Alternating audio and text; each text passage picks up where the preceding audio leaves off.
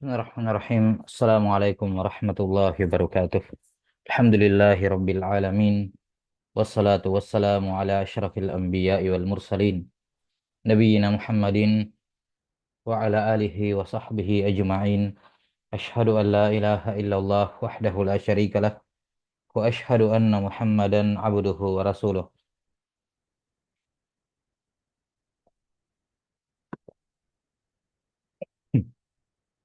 Allahumma la ilma lana illa ma 'allamtana innaka antal alimul hakim. Amma ba'd. Wasil fi syarhi kitab Al-Qaul As-Sadid, syarah kitab Tauhid Syekh Abdurrahman bin Nasir As-Sa'di rahimahullahu taala. Pada pertemuan terakhir sudah selesai kita jelaskan dalil pada bab yang ke-18 pada firman Allah taala, bab qaulillahi taala innaka la tahdi man ahbabt. Selanjutnya kata al-musannif rahimahullah dalam syarahnya, syarah babu qaulillahi taala innaka la tahdi man ahbabt. Engkau wahai Muhammad tidak akan mampu memberikan hidayah kepada orang yang engkau cintai. Sebelum kita masuk menjelaskan isi bab, kita sudah pernah jelaskan di awal pertemuan ya, di bab-bab pertama terkait dengan hidayah pada ucapan atau sabda Nabi SAW, la an yahdiyallahu bika rajulan wahida khairul laka min humrin na'am. Seandainya Allah berikan hidayah kepada seorang berkat kamu, itu lebih baik bagimu daripada unta merah. Menunjukkan bahwa seorang manusia itu bisa memberi menjadi sebab datangnya hidayah. Ya, dan juga sebelumnya Allah Ta'ala berfirman, wa innaka latahdi ila siratim mustaqim. Engkau wahai Muhammad betul-betul memberikan petunjuk, latahdi. Ya. Lihat tahdi failnya anta. Latahdi, engkau memberikan hidayah, ya, betul-betul memberikan hidayah kepada jalan yang lurus. Iya. Sudah kita isyaratkan bahwa dua hidayah di dua ayat ini berbeda ya, bukan hidayah yang sama, satunya hidayah taufik wal ilham dan satunya taufik ad-dilalah wal irsyad. Iya, akan diterangkan di sini dalam musannif rahimahullah perbedaannya. Kata beliau rahimahullah, wa hadzal babu aidan nadhirul babil ladzi qablah. Bab ini mirip seperti bab sebelumnya. Sudah kita terangkan bahwa ketika Syekh Muhammad Ibn Abdul Wahhab hanya menyebutkan babun dan tidak memberikan unwan, tidak memberikan tarjamah judul bab, maka bermakna masih sehubungan dengan bab sebelumnya. Iya. Kata beliau ini masih mirip sama sama seperti bab sebelumnya. Apa bab sebelumnya? Ya terkait dengan masalah syafaat. Ya, terkait dengan masalah syafaat bahwa tidak ada seorang pun ya yang bisa memberikan manfaat kepada seorang pun di sisi Allah Ta'ala kecuali atas izin dan ridhonya. Yauma la tamliku nafsun li nafsin syai'a wal amru yauma idzin lillah. Ya, pada hari kiamat adalah hari ketika tidak ada satupun jiwa ya bisa memberikan manfaat kepada jiwa yang lain. Ya, la tamliku nafsun li nafsin. Dua-duanya nakirah. Dua-duanya dalam kalimat penafian. La tamliku nafsul li nafsin. Tidak ada satupun jiwa manapun bisa memberikan manfaat kepada jiwa manapun syai'an dalam perkara apapun. Nakira juga. Fi siyaqin nafi. Maka di sini ada tiga kata umum. Tiga kata, tiga isim yang menunjukkan umum. Nafsun, nafsin, syai'a. Ya, tidak ada satu jiwa pun yang bisa memberikan manfaat kepada jiwa manapun dalam perkara apapun. Tidak ada tanpa izin dari Allah. Wal amru yauma idzil lillah. Dan urusan atau perkara pada hari kiamat itu adalah milik Allah Subhanahu wa taala. Bentar.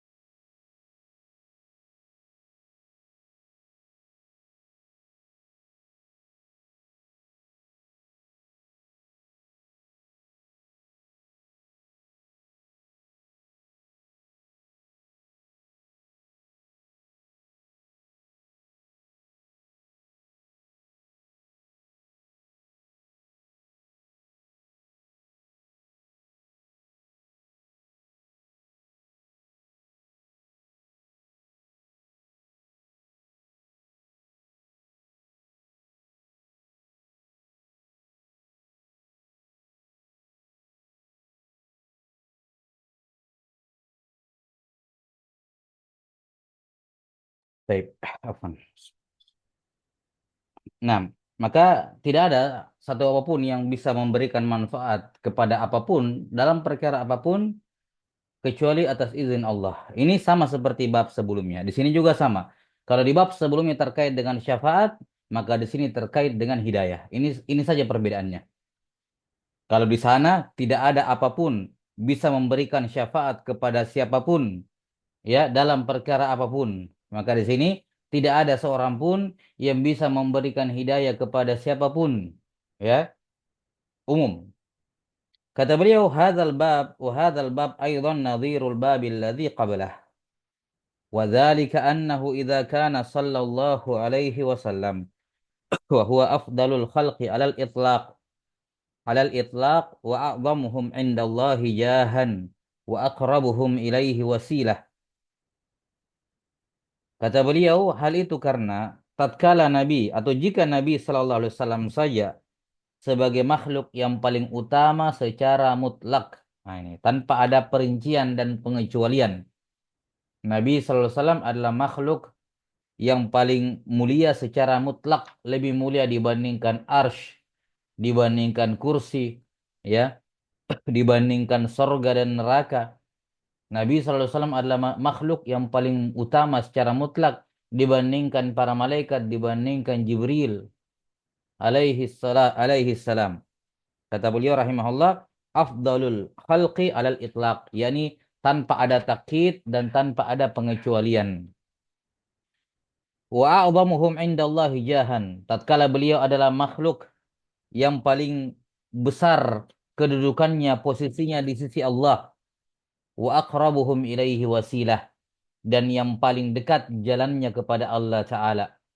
Ya, yakni siapa yang beribadah kepada Allah melalui Nabi Sallallahu Alaihi Wasallam, ya, melalui Nabi Sallallahu Alaihi Wasallam, maka dia akan menjadi orang yang paling dekat dengan Allah dan perantaraan syariat beliau. Kalau Nabi Sallallahu Alaihi Wasallam saja seperti ini kedudukan beliau, dan ternyata la yaqdiru ala hidayati man ahabba hidayat taufiq wa innamal hidayatu kulluha biyadillah, ya. Kemudian Nabi Sallallahu Alaihi Wasallam tidak mampu memberikan hidayah kepada orang yang beliau cintai. Dalam hal ini adalah Abu Talib, paman beliau. Ya, tidak bisa memberikan hidayah, hidayah taufik. Ini taufik wal ilham. Apa itu hidayah taufik wal ilham? Hidayah seorang mau menerima kebenaran. Hidayah mau menerima kebenaran. Ini tidak ada satupun makhluk yang memiliki, yang mampu memberikan hidayah seperti ini. Ya, lasta alaihim bimusaitir. Bimusaitir, bahwa engkau Muhammad tidak mampu memaksa mereka, mengontrol hati mereka untuk menerima kebenaran. Tidak bisa. Walaupun betapa besar cintamu kepada Abu Talib, yakni dengan cinta adat, cinta ya apa urfan ya adatan sebagai paman, ya, betapapun besarnya cintamu, engkau tidak akan mampu membuat dia menerima hidayah. Betapapun kerasnya dakwahmu, berulang-ulang kamu dakwai, ya, tetap kamu tidak bisa memberikan hidayah kepada orang yang engkau kehendaki. Wa innamal hidayatu kulluhu biyadillah. Sungguhnya dikarenakan hidayah itu semuanya hanya di tangan Allah, yakni hidayah taufik, hidayah ilham. Orang mau menerima yang benar, ya. Kita bisa beritahu orang yang benar, tapi dia terima atau tidak, itu Allah yang atur. Itu maksudnya taufik ilham, taufik hidayah, yakni menerima petunjuk, menerima kebenaran. Kebenaran bisa lewat di telinganya, tapi dia terima atau tidak, itu Allah yang menentukan. Hmm. Nabi tugasnya hanya memberikan pengarahan, pengajaran. Fahuwallazi tafarrada bihidayatil qulub. Allah Ta'ala Maha Esa sendirinya yang bisa memberikan hidayah kepada hati, kama tafarrada bi khalqil makhluqat. Sebagaimana Allah Maha Esa dalam menciptakan semua makhluk. Dia sendiri yang menciptakan semua makhluk. Fatabayyana annahul ilahul haqq. Kalau seperti itu jelaslah bahwa hanya dia satu-satunya sembahan yang benar. Baik. Di sini dinafikan hidayah. Dan kalau kita lihat hadisnya, kisahnya ya, atau sababul nuzul, ya sababul nuzulnya, di sini Nabi Muhammad SAW menawarkan syafaat kepada Abu Talib. Bukan Abu Talib yang minta, Nabi yang tawari. Siapa orang yang seperti ini setelah Nabi Muhammad SAW ya? Siapa lagi ada orang yang ditawari syafaat oleh Nabi SAW? Tidak ada. Ini Abu Talib nggak minta, Nabi SAW yang datang tawari, ya. Bahkan beliau dalam tanda kutip ya, mengatakan apa? La astaghfiranna lak malam unha ank. Aku betul demi Allah, aku akan betul-betul minta ampunkan untuk kamu. Di sini beliau masih hidup, ya. Allah Subhanahu wa taala izinkan beliau memberikan hidayah, afwan, memberikan syafaat ketika beliau masih hidup, tapi tidak terjadi. Kenapa? Karena orang yang beliau mau kasih syafaat bukan oleh orang yang Allah ridhoi.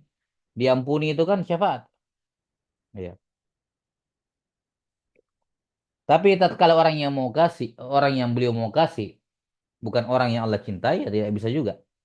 Hmm. Baik. Maka kalau Nabi Muhammad SAW saja yang menawarkan syafaat kepada orang, Allah tolak karena orang itu Allah tidak ridhoi, apalagi kamu yang cuma minta-minta, Nabi tidak tawari kamu. Nabi menawar saja Allah tolak karena tidak terpenuhi syarat. Apalagi kamu yang minta-minta kepada Nabi, minta-minta kepada orang soleh, ya lebih jauh lagi kemungkinannya untuk dikabulkan.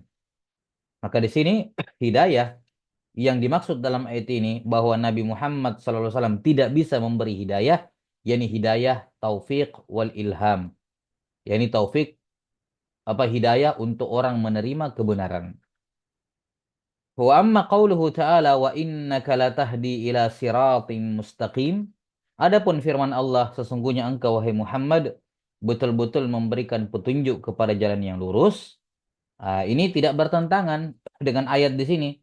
Kalau di ayat di sini engkau tidak bisa memberikan hidayah. Kalau di ayat di sini Asy-Syura wa innaka latahdi, sungguh engkau betul-betul memberikan hidayah. Ya. Jelas ya? Apakah ayat ini bertentangan? Karena di ayat sebelum di ayat di matan ya di awal bab disebut Nabi SAW tidak bisa memberi hidayah, tapi di surah Asy-Syura justru disebutkan Nabi SAW bisa memberi hidayah. Kata beliau di sini tidak bertentangan. Karena hidayah pada ayat wa innaka latahdi ila siratim mustaqim fal muradu bil hidayati huna hidayatul bayan. Hidayah berupa penjelasan, ad-dilalah, hidayah berupa petunjuk, wal irsyad, apa namanya tuntunan. Ini Nabi Muhammad SAW betul-betul bisa memberikan tuntunan, memberikan pengajaran, memberikan petunjuk melalui hadis-hadis beliau, melalui ayat-ayat Al-Quran. Tapi apakah mereka mau menerima ayat dan hadis yang beliau sampaikan? Itu urusan Allah. Itu maksudnya hidayah di sini. Jadi hidayah di sini adalah hidayah al-bayan, hidayah berupa menjelaskan kebenaran. Semua orang bisa. Nabi iya, para para duat iya, orang-orang soleh, para alim ulama, mereka semua bisa memberikan hidayah al-bayan, yakni penjelasan terhadap Islam, tentang Islam. Tapi urusan mereka yang didakwai menerima atau tidak, itu hidayah taufik wal ilham di tangan Allah, bukan di tangan pendakwah, bukan di tangan Nabi SAW. Wa huwa sallallahu alaihi wasallam al-muballighu anillahi wahyah alladhi ihtada bihil khalq.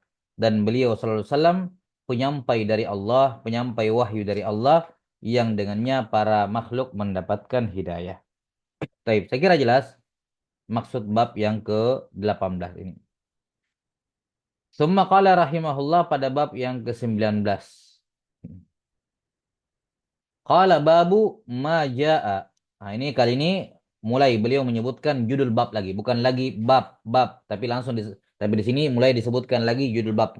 Berarti sudah tidak berhubungan secara langsung dengan bab sebelumnya. Ini temanya berbeda. Babu ma jaa anna sababa kufri bani Adama wa tarkihim dinahum huwal ghuluwu fis salihin.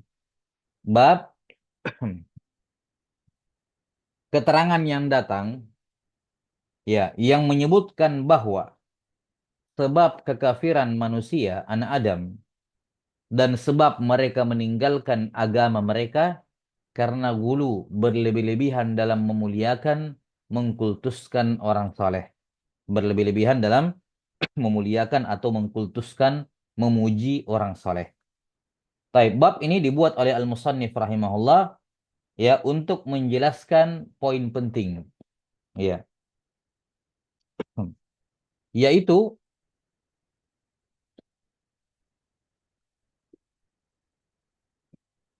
beliau ingin menjelaskan bahayanya gulu kepada orang-orang soleh. Bahayanya terlalu berlebih-lebihan, memuji, memuliakan, menghormati, mengagungkan orang soleh. Ini perkara yang berbahaya. Ya.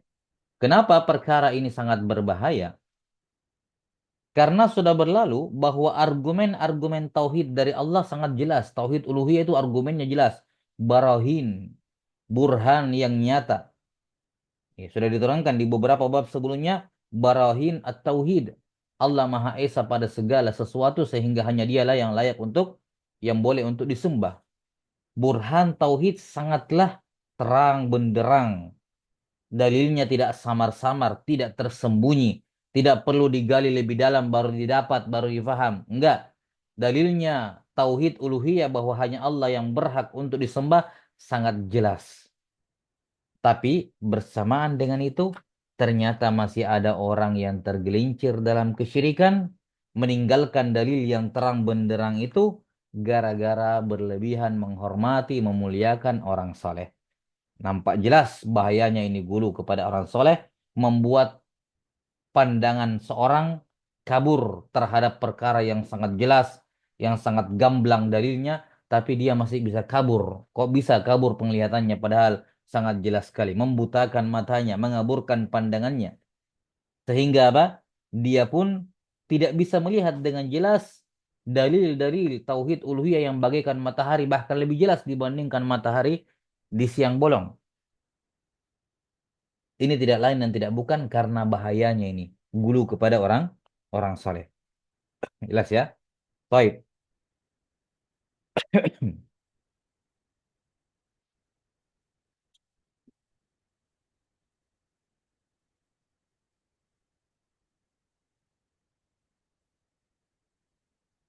Ini yang bisa dipetik dari bab ini, dari judul ini. Kemudian dari judul ini juga kita bisa mengetahui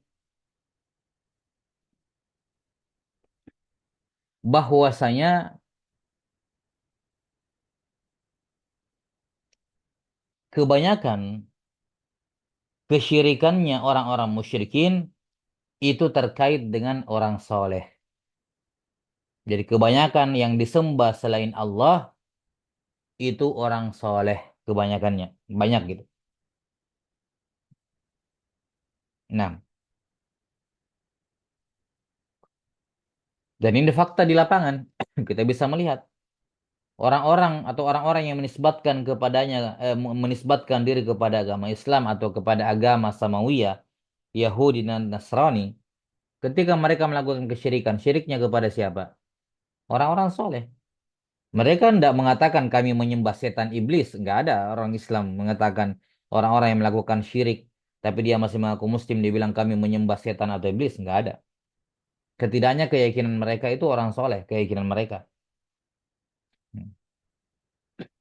Nanti akan diterangkan lebih lanjut biidnillahi ta'ala bahwasanya jenis kesyirikan dalam ibadah di alam semesta nggak lepas dari dua jenis. Jenis kesyirikan di alam semesta tidak lepas dari dua jenis. Yang pertama, asyirku bi arwahis solihin. Menyekutukan Allah dengan roh orang soleh. Mereka menyembah batu bukan karena batunya, tapi karena mereka meyakini ada roh orang soleh dalam batu tersebut. Kadang ada batu bicara, batu menangis. Ya, ya memang terjadi seperti itu karena jin misalnya menipu mereka, mengeluarkan suara dari dalam ya gitu. Dia pun menyangka itu orang soleh. Ini kesyirikan pertama di alam semesta, kesyirikan terhadap roh orang soleh. Ini sebagaimana yang terjadi pada umat Nabi Nuh. Ya akan datang nanti, wala tadarunna alihatakum wala tadharunna wadda wala suwa'a wala yaghutsa wa ya'uqa wa nasra. Ini syirik terhadap arwah as-salihin. Yang kedua ada syirik bi arwahil kawakib. Ya, menyekutukan Allah dengan apa istilahnya? Roh bintang-bintang, benda-benda langit. Jadi mereka meyakini ini benda-benda langit ini ada rohnya, bernyawa gitu ya. Dan mereka ini dekat dengan yang di atas. Mereka hamba Allah yang soleh, tunduk kepada Allah, disuruh terbit-terbit, disuruh terbenam-terbenam. Ya. Maka ini hamba yang soleh. Mereka meyakini roh matahari ini, roh bulan ini ada di dalam benda-benda di bumi. Di pohon kah, di batu, ya, di apa misalnya di hewan. Hmm. Ini contohnya adalah kesyirikan di zamannya Nabi Ibrahim. Contohnya adalah kesyirikan di zamannya Nabi Ibrahim. Menyembah matahari, bulan, bintang-bintang. Baik. Maka nampak jelas di sini bahwa kesyirikan, salah satu bentuk kesyirikan yang terbesar di alam semesta adalah menyekutukan Allah dengan orang soleh. Maka ini penting bab ini. Kemudian di sini penjelasan bahwa sebab kafirnya anak Adam dan sebab mereka meninggalkan agama mereka adalah gulu fis sholihin. Bab ini menjelaskan tentang sesuatu yang telah terjadi dan sesuatu yang akan terjadi, yang bisa terjadi. Sebab kafirnya anak Adam dan mereka meninggalkan agama mereka, lihat nih, kesyirikan pertama kali apa? Zamannya Nabi Nuh. Lihat suku Quraisy, kesyirikan pertama kali dalam hal apa? Dalam orang soleh. Sudah terjadi. Sejarah, fakta bahwa kesyirikan pernah terjadi gara-gara ini. Dan ayat ini juga atau dalil-dalil yang disebutkan sekaligus menunjukkan bahwa itu bisa berulang dan pasti akan berulang. Sejarah itu sembahan menyembah kepada selain Allah yang terjadi di umat-umat terdahulu atau di kaum musyrikin Quraisy itu pasti akan berulang dari umat Islam dan akan ada yang mengerjakannya. Akan datang nanti di bab setelahnya. Baik. Ini terkait dengan bab ini. Adapun hubungan bab ini dengan bab sebelumnya. Ya, bab sebelumnya terkait dengan apa? Terkait dengan lihat sebelum syafaat. Ini kan masih satu apa bab asy-syafa'ah. Nah, kemudian setelah itu dibawakan tentang hidayah dan itu masih satu satu apa? Masih berkaitan dengan syafaat. Maka hubungan bab ini dengan bab syafaat sebelumnya jelas. Hubungannya jelas. Siapa yang bisa memberi syafaat pada hari kiamat? Hamba-hamba Allah yang soleh. Malaikat iya, nabi dan rasul iya, orang-orang soleh iya. Hamba-hamba Allah yang soleh. Nah,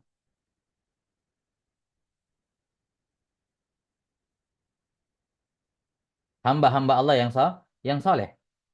Nah, maka hubungan bab ini dengan bab sebelumnya jelas. Kalau di bab sebelumnya tentang syafaat, diperjelas syafaat milik Allah, nggak ada yang punya selain Allah. Orang soleh itu tugasnya hanya membagi, bukan dia yang punya. Itu pun hanya Allah untuk memuliakan mereka.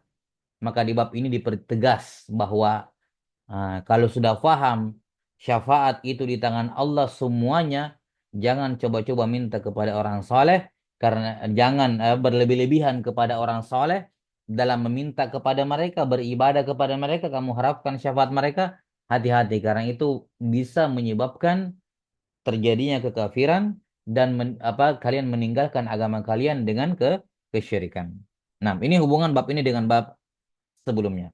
Allahu a'lam bissawab. Nah, untuk menjelaskan bab ini, Al-Musannif rahimahullah membawakan 5 dalil. Membawakan 5 dalil. Taib. 2 dalil dari Al-Quran dan 3 dalil dari Al-Hadis. 2 dalil dari Al-Quran dan 3 dalil dari Al-Hadis. Nah, ayat yang pertama, Qala wa qawlillahi azza wa jal, Ya ahlal kitab la taghlu fi dinikum. Wahai ahli kitab, janganlah gulu, berlebih-lebihan dalam agama kalian. La taglu, janganlah kalian gulu. Al-gulu, gulu maknanya adalah mujawazatul haddil ma'dzuni fihi. Ya, ala wajhil ifrat. Al-gulu definisinya adalah mujawazatul haddi alal wajhil ifrat. Al-gulu adalah perbuatan melampaui batas dari yang semestinya, dari yang diizinkan, mujawazatul haddil ma'dzuni fihi ala wajhil ifrat, dalam bentuk menambah-nambah dari yang seharusnya. Ini gulu. Jadi gulu itu over. Gulu itu over.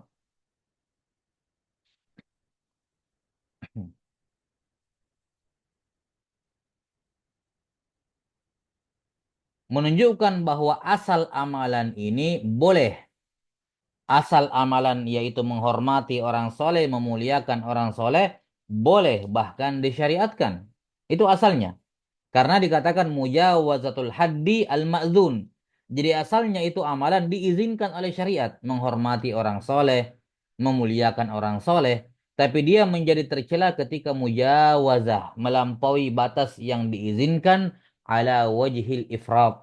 Dalam bentuk menambah-nambah, melebih-lebihkan. Ya, misalnya orang soleh dihormati, dimuliakan. Iya, kata Nabi SAW, al-barakatu ma'a akabirikum. Berkah itu bersama dengan orang-orang yang lebih tua di antara kalian. Ya, perintah untuk menghormati para alim ulama, orang-orang saleh, wali-wali Allah. Ini jelas. Man ada li waliyan faqad adzantuhu bil harb. Siapa yang memusuhi waliku, aku mengumumkan perang kepadanya. Maka jelas bukan hanya diizinkan, bahkan disyariatkan untuk menghormati dan memuliakan orang saleh. Tapi menghormati dan memuliakan orang saleh ada batasannya. Mentok di sini nih. Kapan lebih daripada itu, sudah dianggap gulu. Ya. Nah, di sini penting bagi setiap penuntut ilmu untuk mengetahui kadar yang ma'zun pada segala sesuatu. Ya, kadar bagaimana sih kadar yang diizinkan pada segala sesuatu? Sampai mana batasannya? Iya, sampai mana batasannya? Karena ketika seorang tidak mengetahui kadar batasan yang diizinkan, dia salah dalam menentukan batasan yang diizinkan, dia pasti salah dalam menilai itu gulu. Misalnya, sebagian menganggap mencium mushaf Al-Quran itu gulu. Iya, mencium mushaf Al-Quran itu gulu. Taib. Bagaimana penghormatan kepada Quran? Kita wajib menghormati Quran, memuliakan Quran. Hmm. Sampai mana batasnya? Kan begitu. Apakah mencium mushaf itu kemudian dianggap gulu? Jelas sampai sini kita dikatakan tidak, karena itu tidak melampaui batas. Itu masih dalam koridor pemuliaan kepada Al-Quran. Dan ini amalan dari sebagian sahabat seperti Ikrimah bin Abi Jahal radhiyallahu ta'ala. Ikrimah bin Abi Jahal setiap selesai membaca Al-Quran, beliau mencium mushafnya. Dalam riwayat lain apa ditaruh di atas kepalanya gitu, mencium atau yang semacamnya. Kemudian beliau berkata, apa kalamu Rabbi. Ini adalah firmannya Tuhanku. Maka ini hal yang ma'zun. Misalnya mencium tangan orang soleh. Ya, tergantung. Nah, ini kita tidak berbicara masalah itikad ya. Kita berbicara mengenai perbuatan. Perbuatan itu apakah gulu atau tidak? Apakah mencium tangan orang soleh itu masih dalam kadar menghormati orang soleh yang ma'zun, yang diizinkan atau tidak? Kan begitu. Nah, di sini sudut pandangnya. Bagi yang memandang misalnya tidak, ya mereka mengatakan gulu. Bagi yang mengatakan itu masih masuk dalam kadar yang diizinkan, ya maka tidak ada masalah.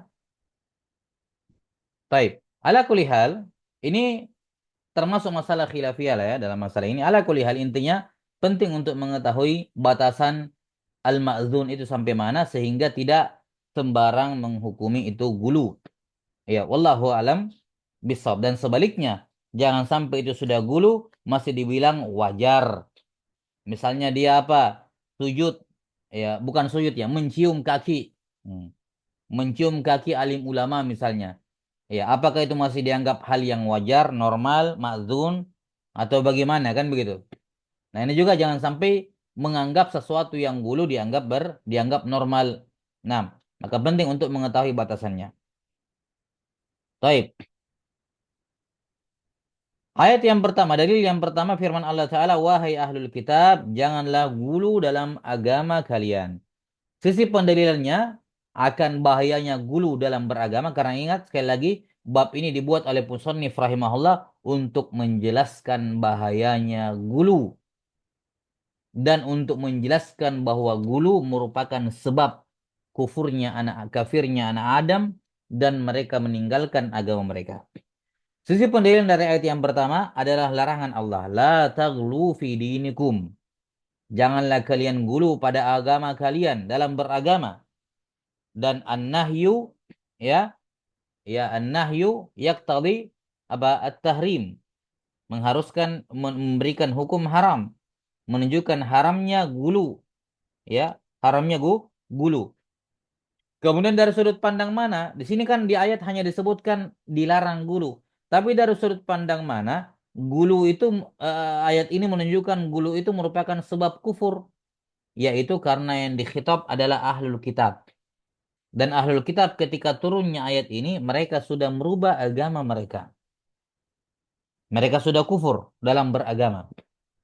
Mereka meninggalkan agama orisinal, ya, agama yang benar. Salah satu sebabnya adalah apa?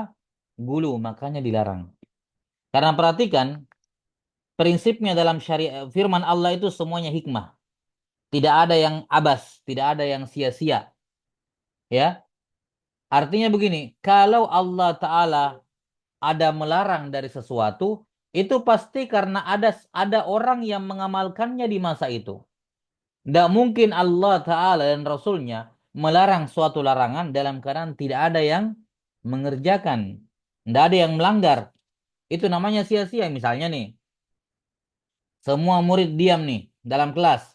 Terus gurunya teriak, semuanya diam. Semuanya tidak boleh bicara misalnya. Semuanya tidak boleh bicara. Kita bilang ini larangan sia-sia. Ngapain kamu larang orang bicara, orang semuanya memang diam? Kan begitu. Itu dianggap lagu, ucapan sia-sia, dan maha suci Allah, maha suci firman-Nya dari sesuatu yang sia-sia. Jadi kalau Allah melarang dari sesuatu itu pasti karena ada yang melakukannya. Lihat, wahai ahlul kitab jangan gulu, yakni berarti ahlul kitab gulu. Hmm. Dan itu merupakan sebab mereka menyimpang dari agama yang benar. Telah berlalu penjelasan terkait dengan syirkut ta'ah, ya, pada firman Allah Ta'ala apa uh, uh, ittakhadhu ahbarahum wa ruhbanahum arbabam min dunillah. Mereka mengangkat pendeta dan rahib mereka sebagai sembahan selain Allah, yakni dalam menghalalkan yang haram atau mengharamkan yang halal. Ini bentuk gulu mereka kepada orang-orang saleh. Apalagi gulunya Yahudi kepada Uzair yang mengatakan bahwa Uzair adalah putra Allah.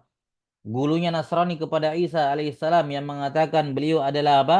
Ruhnya Allah, anaknya Allah atau yang semacamnya. Itulah yang membuat mereka keluar dari Islam karena gulu mereka. Gulu mereka. Baik. Kemudian ayat ini menyinggung tentang gulu kepada orang soleh.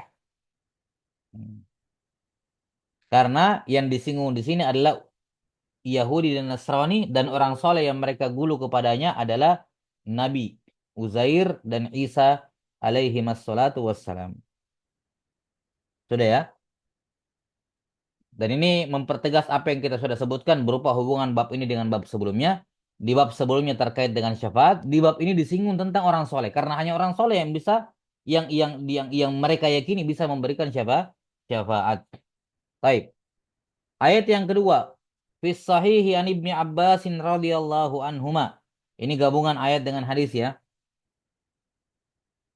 Dari dalam as-sahih ya. Dari Ibnu Abbas radhiyallahu anhu, yang dimaksud dengan as-sahih di sini adalah sahih Al-Bukhari. Sahih Al-Bukhari. Ya. Kata beliau dalam as-sahih, yakni dalam sahih Al-Bukhari, dari Ibnu Abbas radhiyallahu anhu fi qaulihi ta'ala, tentang penafsiran firman Allah, ini tentang ucapan kaumnya Nabi Nuh, wa qalu la tadharunna alihatakum wa la tadharunna waddan wa la suwa'an wa la yaghutha wa ya'uqa wa nasra. Mereka berkata, janganlah kalian meninggalkan sembahan-sembahan kalian. Jangan kalian tinggalkan Wad. Jangan juga tinggalkan Suwa. Jangan tinggalkan Yagus, Ya'uq, dan Nasr. Ini 5 orang, 5 nama ini adalah nama-nama orang saleh seperti yang akan diterangkan. Maka sisi pendalilan dari ayat ini, ya, sisi pendalilan dari ayat ini adalah kaum musyrikin, ya, mereka terjerumus dalam kesyirikan karena tidak mau atau karena mereka berlebihan dalam mengkultuskan 5 orang soleh ini. Wad, Suwa, Yagus, Ya'uq, dan Nasr. Ini 5 orang soleh, 5 wali Allah. Ketika mereka apa sebagian umatnya ketika Nabi Nuh alaihissalam mendakwai mereka dan suruh mereka meninggalkan pengkultusan berlebihan kepada orang soleh itu, mereka mengatakan la tadharunna alihatakum. Taib, jangan tinggalkan sembahan-sembahan kalian. Syahidnya mereka menamakan Wad, Suwa, Yaguth, Ya'uq, dan Nasr sebagai alihah, sebagai ilah-ilah, sembahan-sembahan. Berarti mereka diibadahi. Kalau mereka diibadahi, inilah apa? Ainus syirk, inilah kesyirikan. Inilah sebab kekufuran, dan inilah yang menyebabkan mereka meninggalkan agama mereka dari tauhid menuju kesyirikan.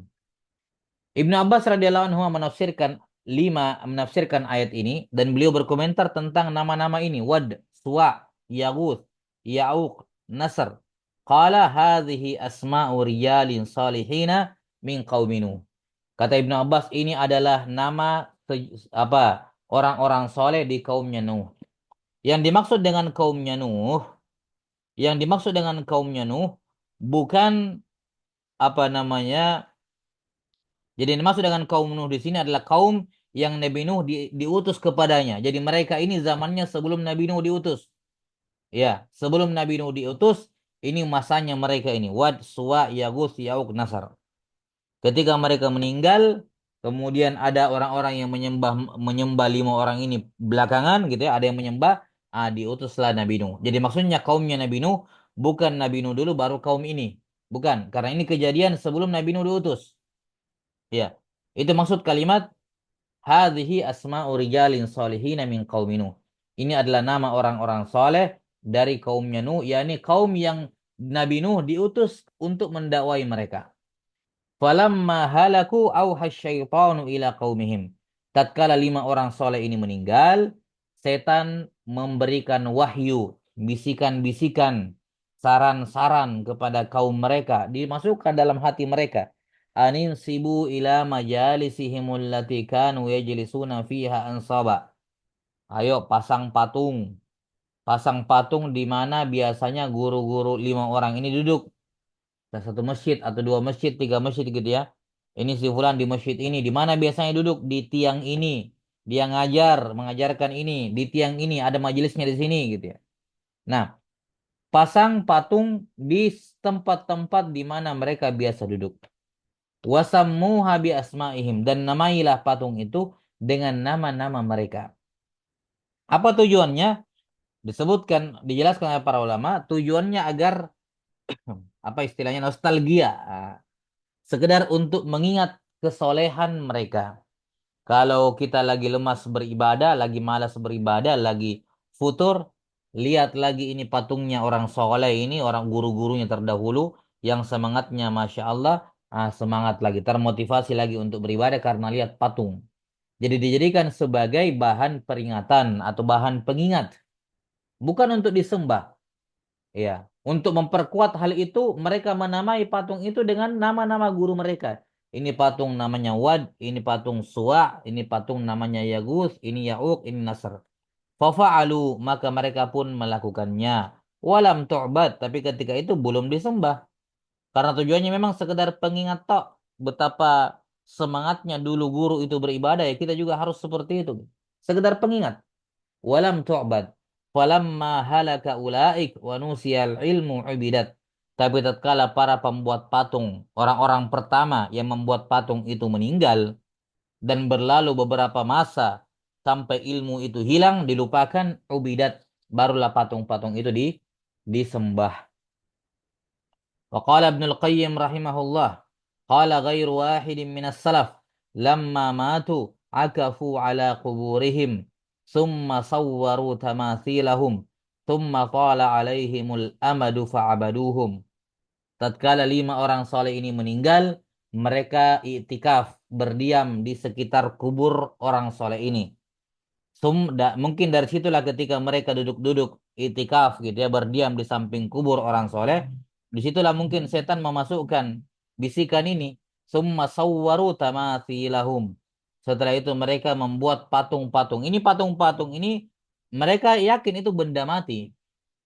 Iya, meyakin benda mati, dan mereka juga tidak meyakini ada roh orang soleh di situ. Sekedar dibuat patung sebagai petanda, sebagai apa istilahnya kalau kita bilang sekarang, ya, sebagai sebagai apa namanya, ya penanda saja, ya pengingat. Tsumma sawwaru tamathilahum, dibuatlah patung-patung mereka. Tsumma qala alaihimul amad, setelah itu berlalu masa yang lama, fa'abaduhum, barulah kemudian mereka menyembah patung-patung itu. Yani setan kemudian memasukkan, mungkin di generasi awal masih aman, tidak ada yang menyembah karena mereka semua tahu ini patung dibikin cuman untuk sebagai pengingat, bukan apa-apa. Ini tidak sakral, ini patung pengingat tok. Meninggal yang bikin patung masih diajarkan kepada anaknya, ya ini patung jangan disembah, ini patung cuman pengingat. Meninggal lagi diajari kepada anaknya, ini patung pengingat jangan disembah. Sampai ada suatu masa di mana ilmu itu terputus. Si bapak tidak memberitahu anaknya apa fungsi patung itu, guru tidak menyampaikan kepada murid, orang masa bodoh, ya yang tahu diam, yang bodoh juga tidak mau bertanya, terputuslah ilmu, wa nusiyal ilm. Ketika putus ilmu di tengah jalan, disitulah setan masuk membisikkan kepada generasi yang baru ini, generasi yang baru yang tidak tahu apa-apa, tiba-tiba dia dapat patung. Ini patung apa ini? Ditanya, nggak ada yang bisa jelaskan karena ilmu sudah terputus. Setan pun masukkan pikiran bahwa dulu bapak kalian menyembah patung ini. Ya, fa'abaduhum, maka mereka pun apa? Menyembah patung itu dalam keadaan tidak tahu asal muasalnya ini patung dibuat untuk apa. Karena ilmu terputus, pengajaran terputus. Maka di sini juga terdapat pelajaran pentingnya mewariskan ilmu, terkhusus ilmu tauhid, kepada apa? Generasi berikutnya. Sisi pendalilannya jelas ya. Ya, bagaimana gulunya mereka sampai-sampai dibuatkan patung. Ini jelas melanggar batas. Kalau di agama kita jelas terlarang. Nggak tahu kalau di agamanya Nabi Nuh terdahulu, apakah boleh buat patung atau tidak. Tapi yang jelas di syariat kita ini menjadi terlarang. Maka menghormati orang soleh, memuliakan orang soleh dengan mewujudkan dia dalam bentuk patung, membuat patungnya, membuat apa namanya, melukis dia dengan tangan, membuat karikaturnya dengan tangan gitu ya. Nah, digambar dan seterusnya, apalagi dalam bentuk 3 dimensi. Ini hukumnya jelas gulu. Kenapa? Melewati batas yang diizinkan dalam menghormati orang soleh. Boleh menghormati orang soleh, bahkan disyariatkan, tapi tidak usah sampai membuatkan patung-patungnya, gambarnya, dilukis dan semacamnya. Tidak perlu. Itu berlebihan, gulu. Dan itulah yang menyebabkan terjadinya kesyirikan pertama kali di alam semesta, sebagaimana akan diterangkan. Wan Umar radhiyallahu anhu anna Rasulullah sallallahu alaihi wasallam qala la tuturuni kama ataratin nasara ibn Maryam innama ana abdun faqulu abdullahi wa rasuluh akhrajahu. Dalam riwayat Bukhari dan Muslim dari Umar bin Khattab radhiyallahu an, Rasulullah sallallahu alaihi wasallam bersabda, jangan engkau berlebihan memuji saya sebagaimana Nasrani berlebihan memuji Isa bin Maryam. Saya hanyalah seorang hamba, maka katakanlah Muhammad hamba Allah dan Rasulnya. Sisi pendalilannya juga jelas ya. Wajhus syahid juga jelas. Baik. Bahwasanya Di sini Nabi SAW melarang untuk ifrat, untuk berlebih-lebihan dalam memuji beliau, sebagaimana Yahudi dan Nasrani berlebih-lebihan dalam memuji beliau. Memuji apa? Nasrani berlebihan memuji Isa alaihissalam sampai diangkat ke tingkat sembahan. Ini bisa dikatakan penafsiran, salah satu bentuk penafsiran dari ayat. Ya ahlul kitab, la taglu fi dinikum.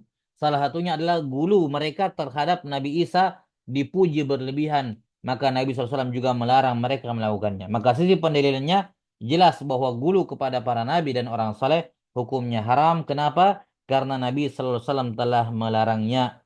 Dan Allah dan Nabi SAW mengabarkan bahwa itu merupakan perbuatan Nasrani kepada Nabi Isa alaihissalam yang menyebabkan mereka keluar dari agama yang benar.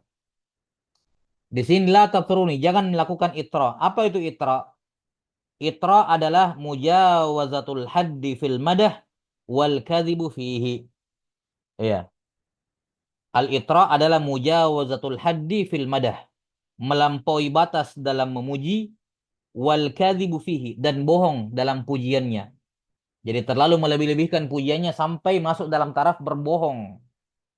Nah, jadi jangan itra kepada saya kata Nabi SAW, yakni jangan terlalu berlebihan memuji saya sampai-sampai kamu membuat kedustaan. Baik, ini jelas sisi pendalilannya larangan al-gulu. Dan ketika diserupakan dengan Nasrani, menunjukkan inilah sebab mereka, salah satu sebab mereka meninggalkan agama mereka. Kemudian yang terakhir, waqal iyyakum wal ghulu fa innama ahlaka man kana qablakumul ghulu. Wa qala Rasulullah SAW, waspadalah kalian dari al-ghulu karena tidak ada yang membinasakan umat sebelum kalian kecuali ghulu. Wali muslimin an ibni Mas'udin anna Rasulullah SAW qala halakal mutanatti'un qalaha salasan. Dalam riwayat Muslim dari Ibnu Mas'ud radhiyallahu an, Rasulullah SAW bersabda, celakalah al-mutanatti'un, orang-orang yang melampaui batas. Beliau mengucapkannya 3 kali. Celakalah orang-orang yang melampaui batas, berlebih-lebihan. Celakalah orang-orang yang melampaui batas yang berlebih-lebihan. At-tanattu, ya, at-tanattu adalah at-taqa'ur fil kalam. At-tanattu maknanya at-taqa'ur fil kalam, yakni al-mubalaghah bit-takallufi fihi, berlebih-lebihan dalam apa namanya, berbicara, terlalu dibuat-buat bicaranya, terlalu over, dibuat-buat dalam berbicara gitu. Tanattu namanya. Nah, dan itu di sini beliau rahimahullah menyebutkan 2 jenis gulu. Yang pertama itra, berlebih-lebihan dalam memuji sampai berdusta, dan yang kedua tanattu, berlebih-lebihan dalam berbicara, terlalu lebay, terlalu menambah-nambahi dalam berbicara. Dan 2 ini merupakan merupakan bentuk apa? Bentuk gulu. Maka sisi pendalilannya jelas, Nabi SAW melarang bentuk gulu dan melarang bentuk tanattu. Wallahu a'lam bishawab. Saya kira jelas kandungannya. Insyaallah taala syarahnya akan dijelaskan pada pertemuan berikutnya. Sallallahu ala nabiyina Muhammadin wa ala alihi wa sahbihi wasallam. Alhamdulillahi rabbil alamin. Assalamualaikum warahmatullahi wabarakatuh.